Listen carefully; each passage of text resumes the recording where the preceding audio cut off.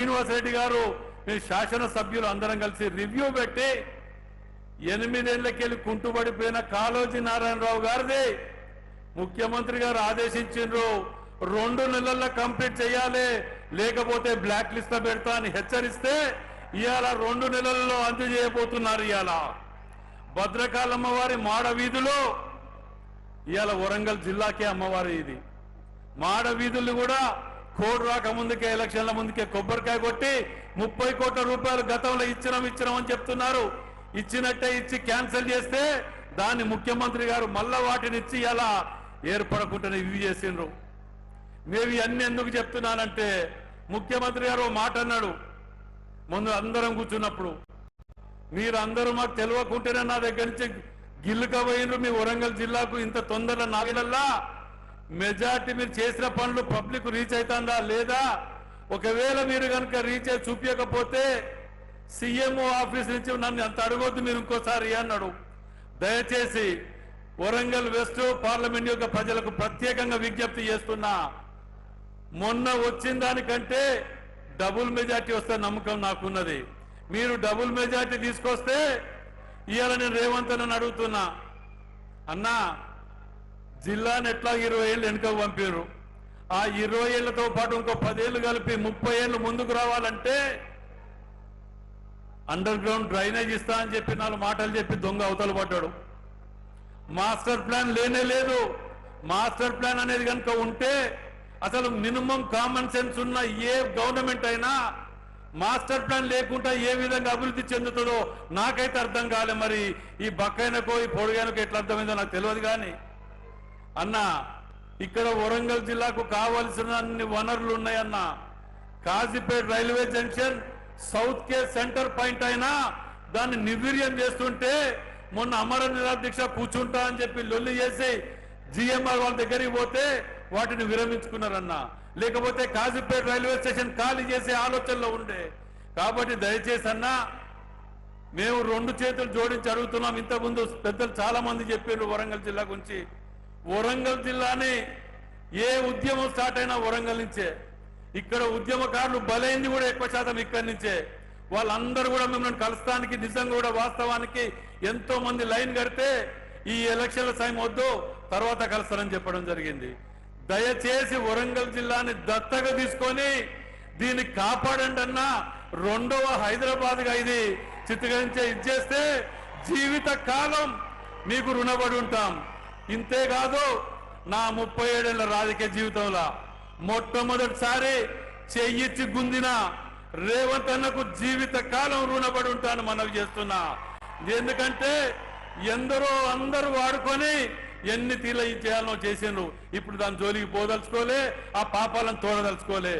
ఏదేమైనా రాజేందర్ వేమన్న నేను మీకు కూర్చుందా మీరు మాట్లాడుకుంటే వేమన్న ఒకటే అన్నాడు, అన్నా రాజేందర్ అన్నది చేద్దాం మొదటికెళ్ళి పట్టుకొని ఉన్నాడు ఆయనకే చెయ్యండి అని అనగానే రాజేందర్ నీ పని నువ్వు చేసుకో నేనున్నా నీకు అని చెప్పి ఆ మాట నిలబెట్టుకున్న రేవంత్ అన్నకు జీవితకాలం రుణపడి ఉంటాను మనవి చేస్తూ, మరి ఎన్ని చేసినా అన్నా ఇదంతా కూడా వరంగల్ జిల్లాకే. ఈ దత్తగా తీసుకునేది మాత్రం మర్చిపోకండి అన్నా. Thank you.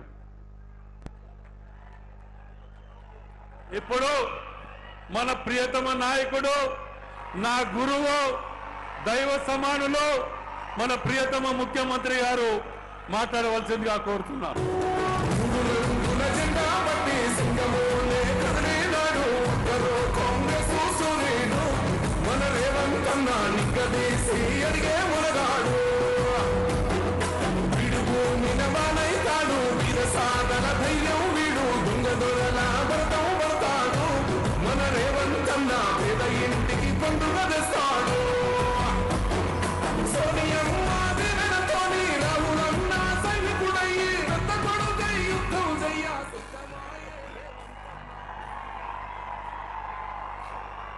మిత్రులారా,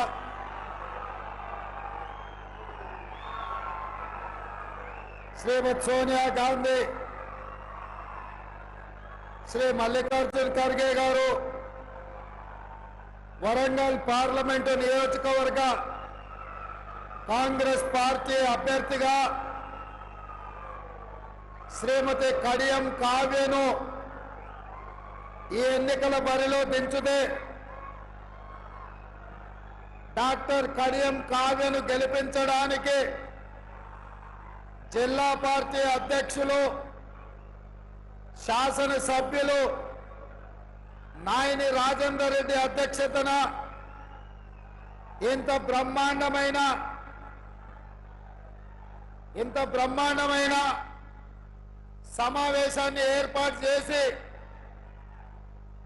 వేదిక మీదున్న పెద్దలందరూ ఆశీర్వదించడానికి వేదిక ముందు వేలాదిగా కార్యకర్తలు 3 రంగుల జెండా ఎగరేయడానికి ఉర్రూతలు ఊగిస్తూ ఈ సమావేశాన్ని విజయవంతం చేసినందుకు మనస్ఫూర్తిగా మీకందరికీ ధన్యవాదాలు, కృతజ్ఞతలు తెలియజేస్తున్నా. వర్ధన్నపేట శాసనసభ్యులు నాగరాజ్ గారు, అదేవిధంగా ఈ కార్యక్రమంలో పాల్గొన్న మిత్రులు, పెద్దలు, మంత్రివర్యులు దుగ్గల్ల శ్రీధర్ బాబు గారు, ఈ కార్యక్రమంలో పాల్గొన్న సోదరీమణి మంత్రివర్యులు కొండా సురేఖ గారు, ఈ కార్యక్రమంలో పాల్గొన్న సోదరీమణి సమ్మక్క సారలమ్మ వారసురాలిగా తెలంగాణ రాష్ట్ర నలుమూలల కాంగ్రెస్ పార్టీ కార్యకర్తలకు అండగా నిలబడి ఈరోజు కడియం కావ్యను గెలిపించడానికి విచ్చేసిన సోదరీమణి మంత్రివర్యులు సీతక్క గారు, అదేవిధంగా వరంగల్ జిల్లాలో 12 అసెంబ్లీ నియోజకవర్గాలు ఉంటే 11 మంది శాసనసభ్యులు ఈరోజు ఈ వేదిక మీద ఉన్నారు. వారితో పాటు తెలంగాణ జనసమితి, తెలంగాణ ఉద్యమకారుడు, తెలంగాణ రాష్ట్ర సాధనలో అత్యంత క్రియాశీలక పాత్ర పోషించిన ప్రొఫెసర్ కోదండ రామ్ గారు, అదేవిధంగా సిపిఐ మిత్రులు, సిపిఎం మిత్రులు, రాష్ట్ర కాంగ్రెస్ పార్టీ నాయకులు, జాతీయ కార్యదర్శి రోహిత్ చౌదరి గారు, వరంగల్ ఉమ్మడి జిల్లా కాంగ్రెస్ పార్టీ నాయకులు, మండల పార్టీ నాయకులు, వరంగల్ మున్సిపల్ కార్పొరేషన్ స్థాయిలో ఉన్న నాయకులు, వివిధ కార్పొరేషన్ల చైర్మన్లు, ప్రభుత్వ సలహాదారుడు, మండల పార్టీ నాయకులు, గ్రామ శాఖ అధ్యక్షులు, ప్రాణ సమానులైన కాంగ్రెస్ పార్టీ కుటుంబ సభ్యులందరికీ కూడా మనస్ఫూర్తిగా ధన్యవాదాలు, కృతజ్ఞతలు. మిత్రులారా, వరంగల్ జిల్లా అంటే దేశానికే తలమానికమైన పివి నరసింహారావు గారు గుర్తొస్తారు. వరంగల్ జిల్లా అంటే దాశరథి గారు గుర్తొస్తారు. వరంగల్ జిల్లా అంటే ఓ కాళోజీ గారు గుర్తొస్తారు, ఓ ప్రొఫెసర్ జయశంకర్ గారు గుర్తొస్తారు. ఈ వరంగల్ జిల్లా అంటే, వరంగల్ ప్రాంతం అంటే హైదరాబాద్ నగరంతో పోటీ పడి 2వ రాజధానిగా అన్ని అర్హతలు ఉన్న మీ వరంగల్ పట్టణం గుర్తొస్తుంది. వరంగల్ జిల్లా అంటే ఆజంజాహి మిల్లులు గుర్తొస్తాయి. వరంగల్ జిల్లా అంటే 1000 స్తంభాల గుడి గుర్తొస్తుంది. వరంగల్ జిల్లా అంటే రామప్ప దేవాలయం గుర్తొస్తుంది, మేడారం జాతర గుర్తొస్తుంది. ఉద్యమకారులైన, పౌరుషానికి మారు పేరైన ఈ వరంగల్ కాకతీయ యూనివర్సిటీ తెలంగాణ రాష్ట్ర సాధనలో అత్యంత క్రియాశీలక పాత్ర పోషించిన విషయాలు గుర్తొస్తాయి. మరి ఈరోజు మిత్రులారా, మొన్న జరిగిన శాసనసభ ఎన్నికలలో పాదయాత్ర సందర్భంగా మీ అందరి దగ్గరికి వచ్చి మీకందరికి విజ్ఞప్తి చేసిన, ఈ తెలంగాణ రాష్ట్రాన్ని పట్టి పీడిస్తున్న, తెలంగాణ రాష్ట్రాన్ని దోచుకుంటున్న కల్వకుంట్ల చంద్రశేఖరరావు నుంచి విముక్తి కలిగించాలి అని అంటే ఈ వరంగల్ జిల్లాలో మొత్తానికి మొత్తం కాంగ్రెస్ ఎమ్మెల్యేలు గెలవాలి. అప్పుడే ఈ రాష్ట్రానికి పట్టిన చీడ పీడ విముక్తి కలుగుతుందని ఆనాడు చెప్పిన, ఇచ్చిన మాట ప్రకారం మీరందరూ 12లో 10 మంది ఎమ్మెల్యేలను గెలిపించి అండగా నిలబడి ఈనాడు తెలంగాణ రాష్ట్రంలో ఇందిరమ్మ రాజ్యం ప్రజాపాలన వచ్చిందంటే ఈ వరంగల్ గడ్డ అండగా నిలబడ్డందుకే ఇవాళ ప్రజారాజ్యం ఏర్పడ్డదని మీ అందరికీ నేను సవినయంగా చెప్పదలుచుకున్నా. మిత్రులారా, ఈనాడు అందుకే మీకు మాట ఇస్తున్నా. మా మిత్రులు వరంగల్ జిల్లా గురించి, వరంగల్ ప్రాంతం గురించి ఎస్ఆర్ఎస్పి స్టేజ్ 2తో పాటు స్టేజ్ 3 దేవాదుల ఈ ప్రాంతంలో పెద్దలు కడియం శ్రీహరి గారి అనుభవాన్ని ఉపయోగించుకొని ప్రతి నియోజకవర్గంలో ప్రతి ఎకరాకు సాగునీటి నీళ్లను అందించే బాధ్యత తప్పకుండా ఈ వరంగల్ ఉమ్మడి జిల్లాకు ఇచ్చే బాధ్యత కడియం శ్రీహరి గారికి ఉన్న నీతి నిజాయితీతో పాటు వారి అనుభవాన్ని సంపూర్ణంగా వినియోగించుకొని మీ ఆగిపోయిన ప్రాజెక్టులను పూర్తి చేయడమే కాదు ప్రతి ఎకరాకు నీళ్ళిచ్చే బాధ్యత ఈ ప్రభుత్వం తీసుకుంటుందని వేదిక మీద నుంచి తెలియజేస్తున్నా. ఇదే కాదు, ఎర్రబల్లి లాంటి చీడ పురుగులను ఓడించి ఐటీలో రాణించిన యశస్విని, అదే విధంగా ఝాన్సీ గారు, వీళ్ళందరూ అమెరికాలో ఐటీ రంగంలో రాణించి ఈ ప్రాంత ప్రజలకు అండగా నిలబడాలని ఈరోజు మీ ప్రాంతంలో ప్రజల మధ్యలో వాళ్ళు ఉన్నారు. అందుకే మిత్రులారా, సాగునీటి ప్రాజెక్టులే కాదు, ఐటీ ప్రాజెక్టులు, అదే విధంగా ఇండస్ట్రియల్ కారిడార్ హైదరాబాద్ నుంచి వరంగల్, వరంగల్ నుంచి రామగుండం వరకు ఈ ప్రాంతంలో నేషనల్ హైవేస్ ఏవైతే ఉన్నాయో ఈ నేషనల్ హైవే ప్రాంతంలో ఇండస్ట్రియల్ కారిడార్ తీసుకొచ్చి పరిశ్రమలు నెలకొల్పి నిరుద్యోగ యువకులకు ఉపాధి ఉద్యోగ అవకాశాలు కల్పించే బాధ్యత మన ప్రభుత్వం తీసుకుంటుంది. అదే విధంగా మా పద్మశాలి సోదరులు ఆనాడు రాజంజాయి మిల్లులలో పరిశ్రమలు రాణిస్తే అవి కాలగర్భంలో కలిసిపోయి, అందుకే ఈరోజు ఈ వరంగల్ ప్రాంతంలో టెక్స్టైల్ పార్కును అభివృద్ధి చేసి ఆ పరిశ్రమను ముందుకు తీసుకెళ్లి మా పద్మశాలి సోదరులకు అండగా నిలబడి టెక్స్టైల్ పార్కును అంతర్జాతీయ స్థాయిలో అభివృద్ధి చేసే బాధ్యత కాంగ్రెస్ పార్టీ తీసుకుంటుంది. ఇదే కాదు మిత్రులారా, మిత్రుడు రాజేందర్ ఒక మాట చెప్పిండు, అన్న మీ మాట మీద మేము గెలిచినాం, ఇవాళ ఈ వరంగల్ మొత్తం ఎక్కువ చిన్న సముద్రం లాగా మారిపోతుంది వానలు వస్తే. నయం కాల్వ గురించి కాదు నేను చెప్పేది, ఈ వరంగల్ పట్టణానికి 100% అండర్ గ్రౌండ్ డ్రైనేజ్ నియమించే బాధ్యత. వరంగల్ అంటే పేరుకే స్మార్ట్ సిటీ కాదు, చూడడానికి చెప్పుకోవడానికి అంతర్జాతీయ స్థాయిలో పెట్టుబడులు వచ్చినప్పుడు ఒక అందమైన నగరంగా, చారిత్రాత్మకమైన నగరంగా, 1000 స్తంభాల గుడిలతో పాటు కాకతీయ సామ్రాజ్యంలో నిర్మించిన గొప్ప గొప్ప చారిత్రాత్మకమైన కట్టడాలకు పేరు తెచ్చే విధంగా, వన్నె వచ్చే విధంగా వరంగల్ పట్టణాన్ని అభివృద్ధి చేస్తాం. ఇదే కాదు, మీడియా మిత్రులారా నా మాటగా రాసుకోండి, ఈ వరంగల్ పట్టణానికి హైదరాబాద్ నగరంలో ఉన్నట్టు ఔటర్ రింగ్ రోడ్డుతో పాటు అంతర్జాతీయ ఎయిర్పోర్ట్ ఎట్లయితే ఉందో మీకు కూడా వరంగల్ ఔటర్ రింగ్ రోడ్డుతో పాటు మీకు ఎయిర్పోర్టును నిర్మించి సరాసరి విమానం వరంగల్లో దించే బాధ్యత మా ప్రభుత్వం తీసుకుంటది. వరంగల్ పట్టణానికి మహర్దశ కల్పించే బాధ్యత నేను తీసుకుంటా అని చెప్పి మా మిత్రులకు నేను తెలియజేస్తున్నాను. మిత్రులారా, సాధించిన తెలంగాణ రాష్ట్రంలో 10 సంవత్సరాలలో అద్భుతాలు చేసి ఉండొచ్చు, వరంగల్ నగరాన్ని మహానగరంగా మార్చి ఉండొచ్చు. కానీ ఒక చెత్త, ఒక మురికి కూపంగా మీ వరంగల్ కు పట్టిన పెద్ద సమస్య మీ చెత్త. చెత్త ఎత్తే దిక్కులేని ప్రభుత్వం గత 10 సంవత్సరాలు ఉండే. అందుకే వరంగల్ పట్టణాన్ని పట్టి పీడిస్తున్న ఈ చెత్త సమస్యకు తొందరలోనే శాశ్వతమైన పరిష్కారాన్ని చూపించి మీకు కరీంనగర్ కు, ఖమ్మంకు కలిపి పెద్ద ఎత్తున చెత్తను సేకరించి విద్యుత్తును ఉత్పత్తి చేసి జాతీయ స్థాయిలో మంచి పేరు తెచ్చే విధంగా ఈ ప్రాంతానికి పెట్టుబడులు తీసుకొచ్చి ఈ ప్రాంత చెత్తను శాశ్వతంగా పరిష్కరించే బాధ్యత మా ప్రభుత్వం తీసుకుంటది.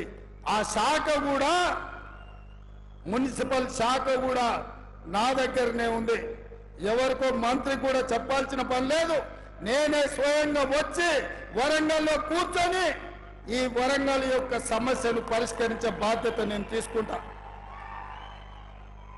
ఇవాళ నేను అడుగుతున్న మిత్రులారా, తెలంగాణకు ఉద్యమానికి వేదికైనా వేలాది మంది విద్యార్థుల ఉద్యమ బాటను నడిచి తెలంగాణ రాష్ట్రాన్ని సాధించిన కాకతీయ యూనివర్సిటీ ఈ రోజు నిర్వీర్యం అయిపోయింది. నియామకాలు లేవు. వైస్ ఛాన్సలర్ ఉంటే ఎట్లున్నాడో నేను చెప్పాల్సిన పని లేదు. అందుకే రాబోయే కొద్ది రోజుల్లో కాకతీయ యూనివర్సిటీకి కొత్త వైస్ ఛాన్సలర్ ను నియమించడమే కాదు, ఉపాధ్యాయులను అందరినీ నియమించి పేదల బిడ్డలకు నాణ్యమైన చదువును అందించే విధంగా కాకతీయ యూనివర్సిటీ ప్రక్షాళన చేసి మీకు అంతర్జాతీయ స్థాయిలో చదువులు చెప్పించే విధంగా మా ప్రభుత్వం యొక్క నిర్ణయం ఉండబోతుంది. ఎందుకంటే విద్యాశాఖ కూడా నా దగ్గరనే ఉంది మిత్రులారా. అదే విధంగా ఈరోజు విద్య, వైద్యం, అక్కడ హాస్పిటల్లో అర్ధాంతరంగా నిర్మాణం ఆగిపోయి ఉన్నాయి.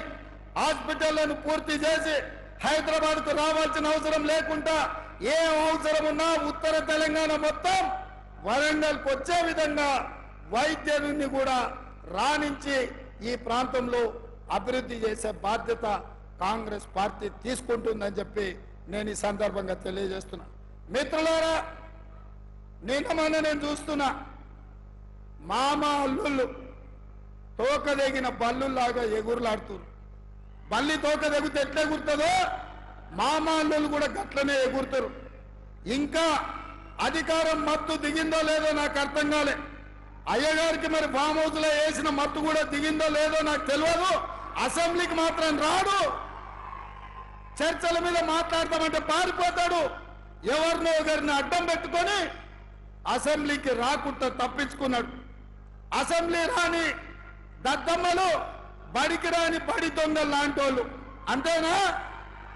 మరి అట్లాంటి బడి దొంగలు నేను టీవీ 9లో పోయి కూర్చొని 4 గంటలు కూర్చున్నాడు. సిగ్గున్నది అని అడుగుతున్నా. 10 ఏళ్ళు ముఖ్యమంత్రి చేసిన ప్రతిపక్ష నాయకుడు అసెంబ్లీకి రాకుండా, సమస్యల మీద మాట్లాడకుండా, ప్రభుత్వానికి సలహాలు ఇవ్వకుండా గత ప్రభుత్వంలో జరిగిన దోపిడీని ప్రశ్నించి అంగిలాగు ఊడదీస్తామని అసెంబ్లీలో మా కళ్ళలకు చూసే ధైర్యం లేక పారిపోయి టీవీ 9లో కూర్చొని నిన్న ప్రగల్భాలు మాట్లాడుతున్నాడు. ఆయన మెదడును రంగరించి ఆయన రక్తాన్ని దారబోసి కాళేశ్వరం కట్టిండంట. దద్దమ్మ, నువ్వు అట్లా కట్టినవో లేదో ఇట్లా కూలిపోయింది. ఇంతకంటే ప్రపంచంలో దివాలగాడేవాడని ఉంటాడా అని నేను అడుగుతున్నా. కాళేశ్వరం డిజైన్ వేసినప్పుడు తీసినవా, దిగినప్పుడు దించినవా అని నేను అడుగుతున్నా. రాపోదాం. ఇప్పుడు కూడా మా శ్రీధర్ బాబు గారి నియోజకవర్గమే మంతన్నిలోనే కాళేశ్వరం ఉంది. చిన్న కాళేశ్వరం, కాళేశ్వరం కలిసిపోదాం. సూటిగా సవాలు విసురుతున్న కేసీఆర్, నువ్వు కట్టిన అద్భుతం ఏందో, ఈ అద్భుతం తెలంగాణకు ఏ రకంగా ఉపయోగపడుతుందో మేమందరం వస్తాం. ఆమె కూర్చుందాం, నిపుణులను పిలిపిద్దాం, మేధావులను పిలిపిద్దాం, తెలంగాణ సమాజాన్ని ఆహ్వానిద్దాం. అన్ని ప్రభుత్వమే ఏర్పాటు చేస్తుంది. నీకు దమ్ము, ధైర్యం, నీతి, నిజాయితీ, చిత్తశుద్ధి ఉంటే రా కాళేశ్వరం పోదాం. అడిగేటోడు నీవోడే, చూపించేటోడు నీవోడే. నీ సొల్లు పురాణం అంతా 4 గంటలు చెప్తున్నావు కదా. నువ్వు కట్టింది అద్భుతమైతే కాళేశ్వరం దగ్గరనే చర్చ పెడదాం రా. 1,00,000 కోట్లు ఖర్చు పెట్టి కట్టిన కాళేశ్వరం కూలింది. మేడిగడ్డ మేడి పండైంది, సుందిల్ల సున్నమైంది, అన్నారం ఆకాశంలో కలిసిపోయింది. ఇది ఆ సన్నాసి చేసిన గొప్ప పని. 10 ఏళ్ళు ఇస్తే గది కట్టిండ్రు. అదే మా కాంగ్రెస్ పార్టీ అధికారంలో ఉన్నప్పుడు, స్వతంత్రం వచ్చినప్పుడు పండిత్ జవహర్లాల్ నెహ్రూ గారు నాగార్జున సాగర్ కట్టిండు. ఎట్లుందో ఒక్కసారి చూడు. అదే మా పార్టీ అధికారంలో ఉన్నప్పుడు శ్రీశైలం కట్టినాం, శ్రీరామ్ సాగర్ కట్టినాం, కల్వకుర్తి కట్టినాం, భీమా కట్టినాం, నెట్టంపాడు కట్టినాం, జూరాల కట్టినాం, శ్రీహరి గారు మొదలుపెట్టిన దేవాదుల కట్టినాం. మేం కట్టిన ప్రాజెక్టులు ఎట్లున్నాయో ఒక్కసారి వచ్చి చూద్దాం రా. నువ్వు కట్టిన కాళేశ్వరం ఎట్లేడుస్తుందో ఒక్కసారి చూసేద్దాం. అందుకే ఈరోజు ఇక సన్నాసి గురించి ఎంత చెప్పినా సచ్చిన పామే. సచ్చిన పావును ఏం కొడతామా? ఇవాళ టీఆర్ఎస్కే నన్ను డిపాజిట్ వచ్చే పరిస్థితి ఉందా?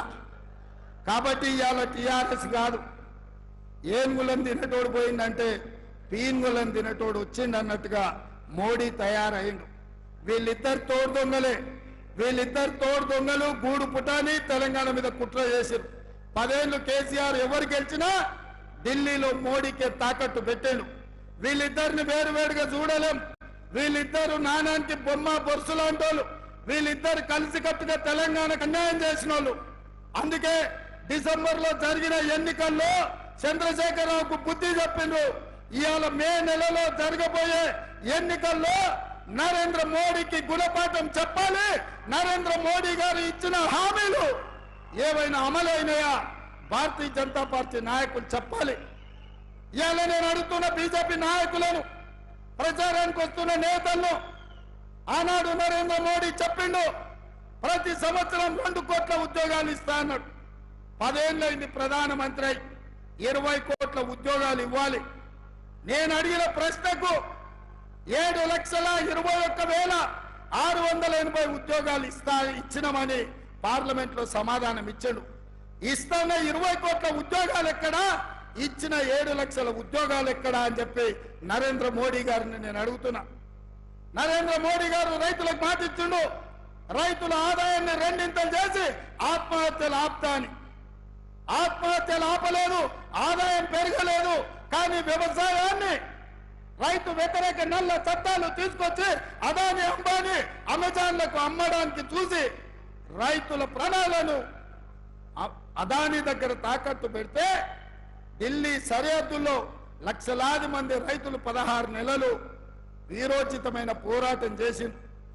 సరిహద్దుల్లో సైనికులు ఎట్లా కొట్లాడతారో ఢిల్లీ సరిహద్దుల్లో పంజాబ్, హర్యానా, ఉత్తరప్రదేశ్, మధ్యప్రదేశ్, రాజస్థాన్ ప్రాంతాల నుంచి వేలాది మంది రైతులు వచ్చి నరేంద్ర మోడీ మీద యుద్ధం ప్రకటించి రైతు వ్యతిరేక నల్ల చట్టాలు వెనక్కి తీసుకోవడమే కాదు, నరేంద్ర మోడీ మెడలు వంచి రైతాంగానికి క్షమాపణ చెప్పించిన చరిత్ర హర్యానా, పంజాబ్ రైతులకు ఉంది.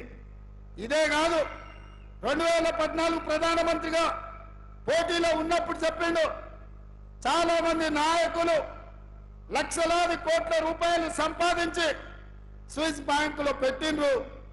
ప్రధానమంత్రి అయిన మరుక్షణం లక్షలాది కోట్ల రూపాయలు స్విస్ బ్యాంకులో నుంచి తెచ్చి ప్రతి పేదవాడి ఖాతాలో 15 లక్షల రూపాయలు వేస్తా అని మాట ఇచ్చాడు. నేను అడుగుతున్న వరంగల్ మిత్రులను, మీ ఖాతాలో ఎవరికైనా నరేంద్ర మోడీ 15 లక్షల రూపాయలు వేసిండా? వేసిండా? వేసిండా? మీకెవరికి రాలే కదా. మన రాష్ట్రంలో ఏ ఒక్కరికి రాలే. మరి ఇవాళ ఏ ముఖం పెట్టుకొని ఓట్లు అడుగుతున్నాడు? రైతుల ఆదాయం పెంచుంటే 2 చేస్తా అన్నాడు. ఇవాళ పండించిన పంట కొనే దిక్కు లేదు, రైతు వ్యతిరేక నల్ల చట్టాలు తీసుకొచ్చిండు. ఇట్లా ఏది చూసినా నరేంద్ర మోడీ చేతిలో మోసపోయినాం. ఇక తెలంగాణ విషయానికి వస్తే, ఆనాడు రాష్ట్ర పునర్విభజన చట్టంలో ఖమ్మం జిల్లాలో ఉక్కు కర్మాగారం పెట్టి ఆదివాసీ సోదరులకు ఉద్యోగ ఉపాధి అవకాశాలు కల్పించాలని సోనియమ్మ మనకు మంజూరు చేసింది. బయ్యారం ఉక్కు కర్మాగారం ఇచ్చింది. 10 ఏళ్ళైనా అక్కడ పరిశ్రమ పెట్టడానికి వీల్లేదు, అక్కడ వీలు కాదు అని ఖమ్మం జిల్లాలో బయ్యారం ఉక్కు కర్మాగారం తిరస్కరించి ఈ ప్రాంతానికి ద్రోహం చేసింది నరేంద్ర మోడీ. అదే విధంగా Warangal Kazipet railway coach factory, Warangal Kazipet junction అంటే దక్షిణాది రాష్ట్రాలను కలిపే జంక్షన్. ఇక్కడ కోచ్ ఫ్యాక్టరీ పెట్టడం ద్వారా దేశానికే పెద్ద పరిశ్రమ తీసుకురావాలని సోనియమ్మ ఆలోచన చేసింది. మన తెలంగాణకు, మన కాజీపేటకు రైల్వే కోచ్ ఫ్యాక్టరీ సోనియమ్మ, మన్మోహన్ సింగ్ ఇచ్చారు. నరేంద్ర మోడీ వచ్చి రద్దు చేసి దీన్ని మహారాష్ట్రకు తరలించకపోయిండు.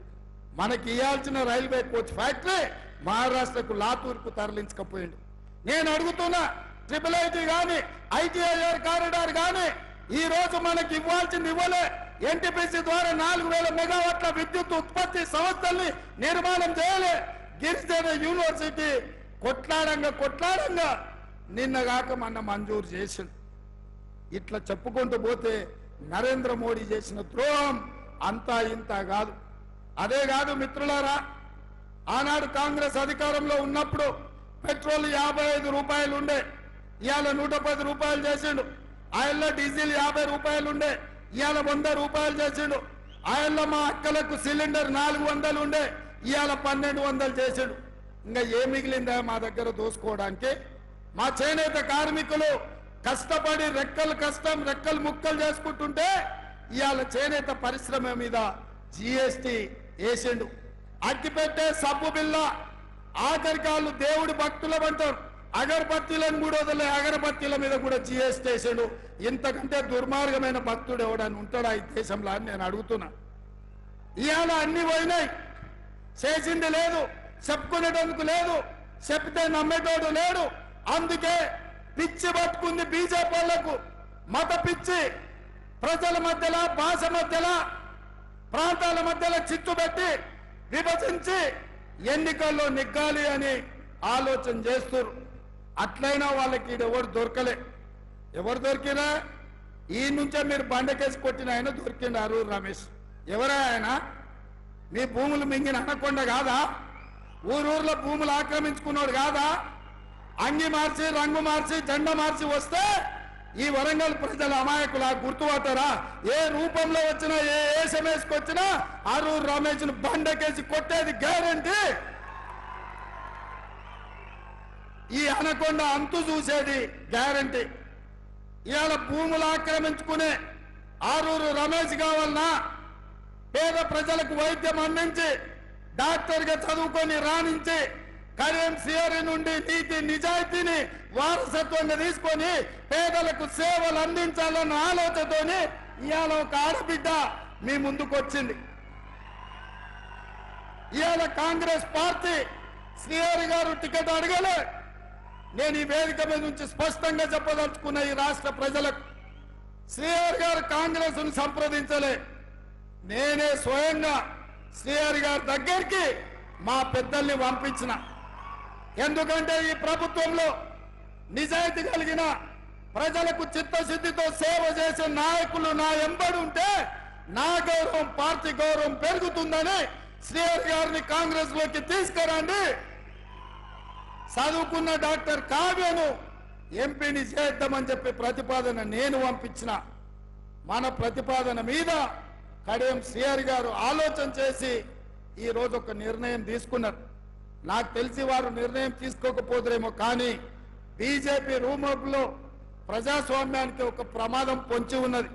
బీజేపీ ఇవాళ SC ST రిజర్వేషన్లు రద్దు చేసి రాజ్యాంగాన్ని మార్చేసి దళితుల మీద, గిరిజనుల మీద దాడులు చేసి ఈ రోజు ఈ ప్రజాస్వామ్యాన్ని మీదనే దాడి చేసే ప్రయత్నం చేస్తుంది. అంబేద్కర్ వాదిగా, ABCD వర్గీకరణ కోసం కొట్లాడిన నాయకుడిగా ఈ రోజు ఈ దేశ రాష్ట్ర ప్రజలకు ప్రజాస్వామ్యాన్ని కాపాడే అవసరం ఉంది. అందుకే గాంధీ కుటుంబం నాయకత్వంలో పనిచేయడానికి ఈ రోజు కడియం శ్రీహరి గారు ముందుకొచ్చిండ్రు. అందుకే మిత్రులారా, ఇవాళ శ్రీహరి గారి దగ్గర కోట్ల రూపాయలు చూసే టికెట్ ఇవ్వలేదు, శ్రీహరి గారి నిజాయితీని చూసి టికెట్ ఇచ్చినాం. ఇవాళ కడియం కావ్యకు ఈ రోజు ఎంపీగా ఇచ్చినామంటే ఆనాడు కొండా సురేఖకు కాంగ్రెస్ టికెట్ ఇస్తే నాయకురాలైంది. ఆ తర్వాత సీతక్క ఆదివాసి బిడ్డ, అడవుల నుంచి వచ్చిన బిడ్డ ఇవాళ మంత్రిగా సోనియమ్మ నాయకత్వంలో పనిచేస్తుంది. అట్లనే మీ ప్రాంతం నుంచి మరొక ఆడబిడ్డ కాంగ్రెస్ పార్టీలో నాయకురాలుగా ఎదుగుతుంది, పార్లమెంటులో రాణిస్తుంది, మీ సమస్యల మీద కొట్లాడుతుంది. మీరు ఆశీర్వదించండి మీ బిడ్డను. గల్లీ నుంచి ఢిల్లీ వరకు మీ గళమై వినిపిస్తుంది డాక్టర్ కావ్య. ఆరూరి రమేష్ కు ఓటేస్తే అనకొండ మీ భూములు మింగుతాడు, ఎక్కడికి పోడు, మీ భూములను మింగే పని మీదనే ఉంటాడు. ఇవాళ పోటీ దేశం కోసం త్యాగం చేసిన ఇందిరా గాంధీ, దేశం కోసం ప్రాణాలు ఇచ్చిన రాజీవ్ గాంధీ, దేశం కోసం దేశంలో దేశ ప్రజాస్వామ్యాన్ని బ్రతికించడానికి పదవి త్యాగం చేసిన సోనియా గాంధీ, రాహుల్ గాంధీ, ప్రధానమంత్రిగా దేశాన్ని పట్టి పీడిస్తున్న నరేంద్ర మోడీ మధ్యలో ఇవాళ పోటీ బాగా చదువుకొని మీ సమస్యల పట్ల అవగాహన ఉండి మీ ప్రాంతం కోసం కొట్లాడే తత్వం ఉండి నిజాయితీనే వారసత్వంగా తీసుకొని వచ్చిన డాక్టర్ కావ్య, అటువైపు మీ భూములు మింగిన అనకొండ మధ్యలో పోటీ. ఇవాళ డాక్టర్ కావ్యకు సోదరుడుగా, కుటుంబ పెద్దగా నేను అండగా నిలబడతాను మీకు మాటిస్తున్న మిత్రులారా. ఈ వరంగల్ జిల్లాను అభివృద్ధి చేసే బాధ్యత నాది, ఈ వరంగల్ అవసరాలు తీర్చే బాధ్యత నాది. హైదరాబాద్ నగరంతో వరంగల్ నగరాన్ని కూడా అంతర్జాతీయ స్థాయి గుర్తింపు వచ్చే విధంగా నిధులు కేటాయించి అభివృద్ధి చేసే బాధ్యత నాది. మీరు ఆలోచన చేయండి. ఇవాళ బీజేపీ వాళ్ళు శ్రీరామనవమి వస్తే అదొక రాజకీయం, హనుమాన్ జయంతి వస్తే ఇంకొక రాజకీయం. అందుకే ఈ వేదిక మీద నుంచి ఒక్క మాట చెప్పదలుచుకున్నా, దేవుడు గుడిలో ఉండాలి, భక్తి గుండెల్లో ఉండాలి. పోలింగ్ బూత్ లో ఓట్ల కోసము దేవుడి భక్తి కాదు. మిత్రులారా, ఈ వేదిక మీద నుంచి తెలంగాణ ప్రజలకు చెప్తున్నా, మన తాతలు ముత్తాతలు, మన తండ్రులు, మన కుటుంబాలు సాంప్రదాయాలను గౌరవించిన వాళ్ళమే. అందుకే దేవుడిని గుడిలో పెట్టినాం, భక్తిని గుండెల్లో పెట్టుకొని ఈ రోజు పూజలు చేసినాం. అందుకే మిత్రులారా, దేవుడి పేరు మీద చిచ్చు పెట్టి ఓట్లు కొల్లగొట్టాలనేటోళ్లకు గుణపాఠం చెప్పాలి. అప్పుడే మన ప్రాంతం యొక్క చైతన్యం ప్రజలకు చేరుతుందని చెప్పి నేను సవినయంగా మీకందరికీ విజ్ఞప్తి చేస్తున్న మిత్రులారా. అందుకే మిత్రులారా, ఈరోజు జరగబోయే పరిణామాలు, రాబోయే తీర్పు ఈ వరంగల్ నుంచే మొదలవ్వాలి. నేను అందుకే మిమ్మల్ని అడుగుతున్నా. నిన్నగాక మొన్న హరీష్ రావు గారు ఒక మాట అన్నాడు, రైతు రుణమాఫీ చెయ్యి, రైతు రుణమాఫీ చేస్తే రాజీనామా చేస్తా అన్నాడు. నేను ఈ వేదిక మీద నుంచి మాట ఇస్తున్నా. రామప్ప దేవాలయం శివుడి సాక్షిగా, సమ్మక్క సారలమ్మ సాక్షిగా, 1000 స్తంభాల గుడి సాక్షిగా, అక్కడి సూర్యుడు ఇక్కడ ఉదయించిన, భూమి ఆకాశం తిరగబడ్డా, తుఫానులు వచ్చినా, భూకంపం వచ్చినా, భూమి బద్దలైనా, నేను మాట ఇస్తున్నా, 15 ఆగస్టు లోపల తెలంగాణ రైతాంగానికి 15 ఆగస్టు లోపల తెలంగాణ రైతాంగానికి 2 లక్షల రూపాయల రుణమాఫీ చేసి తీరుతా. హరీష్ రావు అన్నావు కదా సిద్దిపేటకు రాజీనామా చేస్తా అని, రాజీనామా పత్రం జేబులో పెట్టుకో. 15 ఆగస్టు నాడు నీతో మాట్లాడతా బిడ్డ, మాట మీద ఉండాలి. నీ మామలాక మాట ఇచ్చి మాట తప్పి దళితుని ముఖ్యమంత్రి చేస్తా, లేకపోతే తలకాయ నరుకుంటాని తలకాయ లేని మాటలు మాట్లాడతాం అనుకుంటున్నావేమో. 15 ఆగస్టు నాడు నీతో మాట్లాడతా. దేశానికి స్వతంత్రమే కాదు, రైతులకు కూడా ఆర్థిక స్వతంత్రం తీసుకొచ్చే రోజు 15 ఆగస్టు 2 లక్షల రుణమాఫీ చేస్తా. ఆయనలో నీతో మాట్లాడతా. ఇవాళ ఆశామాషిగా సవాళ్లు స్వీకరించిన సిద్దిపేట చెప్పుడు కాదు, జేబుల రాజీనామా పత్రం పెట్టుకో. ఇక ఆయన సొక్కనైనోడు ఆయనలో 100 రూపాయలు పెట్టి పెట్రోల్ తెచ్చుకున్నాడు, 10 పైసలు అగ్గిపెట్టి దొరకలే. ఇప్పుడు కూడా గట్లనే అనుకుంటున్నాం. మా వాళ్ళందరూ సిద్ధంగా పెట్ట తలావు అగ్గిపెట్టి కొనుక్కొని నీ సంగతి చెప్పడానికి. నువ్వు ఏదో తెలంగాణ సమాజాన్ని ఎడ్డిదో గుడ్డిదో మాటలతో మోసం చేయొచ్చు అనుకుంటున్నాం. అవన్నీ ఏం కుదరవు. 15 ఆగస్టు నాడు నీ ఆఖరి శాసనసభ సభ్యత్వం రైతు రుణమాఫీ చేసి నీ సంగతి తెలుస్తా అని తెలియజేస్తూ మీ అందరి దగ్గర సెలవు తీసుకుంటున్నా. జై కాంగ్రెస్.